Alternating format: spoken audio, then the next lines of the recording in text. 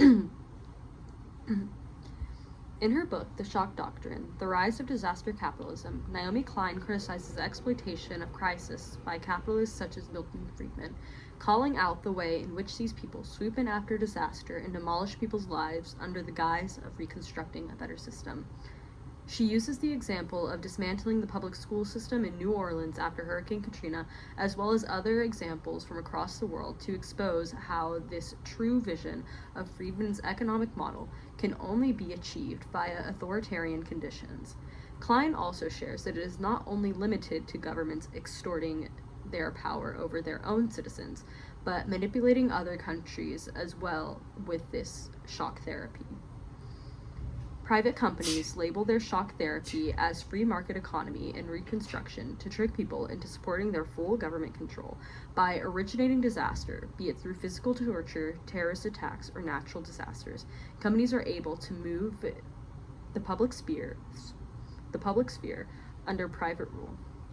In Zora Neale Hurston's books, Their Eyes Were Watching God, we follow a woman, Janie, as she goes through the life in search of love, driven by her hope and the wishes of her grandmother. Despite technically acting of her own free will, she is shocked into each of her marriages and given the shock therapy through promises of a better life, a more fulfilling man, or financial security in the beginning of each marriage, which eventually devolves into mental and or physical abuse, far from what she was promised by any of them. The men in her life continuously use her as a means to better their own status in society, exploiting her hope for their own gain.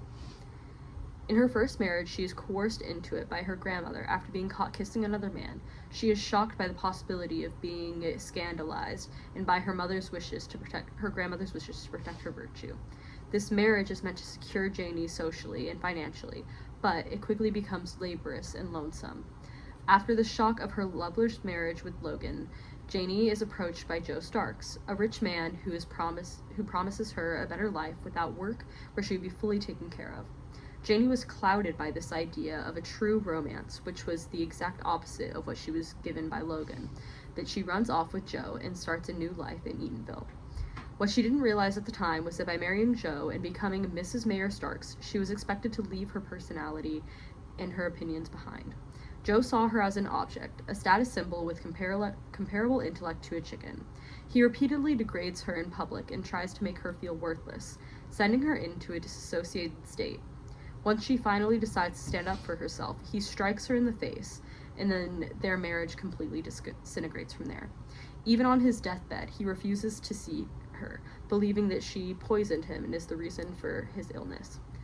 The gross misinterpretation of her feelings and her actions show Janie that he never really saw her as a person or her own being. She is in a new state of prolonged shock in this relationship that leads to her dissociation from reality during most of this marriage. When Joe finally dies and she meets Tea Cake, she is once again given the hope of love and a life of happiness. Although her and Tea Cake's marriage is much more complex, as it is based in love and caring, the cycle of abuse repeats itself from both Janie and Tea Cake. Janie is overcome by jealousy and will hit him. Tea Cake is angry at the way the others perceive them and beats Janie. At this point, Janie has accepted the abuse. Her and Tea Cake continue this violent, passionate marriage until he becomes ill and rabid, and she is forced to kill him, being the one to take control and end the cyclical abuse she has been experiencing. The cycles of marriage that Janie goes through, although not being on such a grand scale, demonstrate the way in which Klein explains the shock doctrine.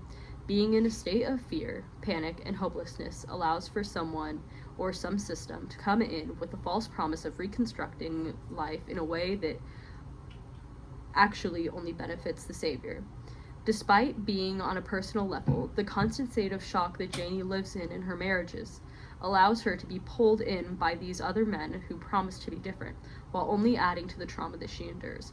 In the same way that the companies and capitalists swoop into a society that is suffering and desperate for relief in order to exert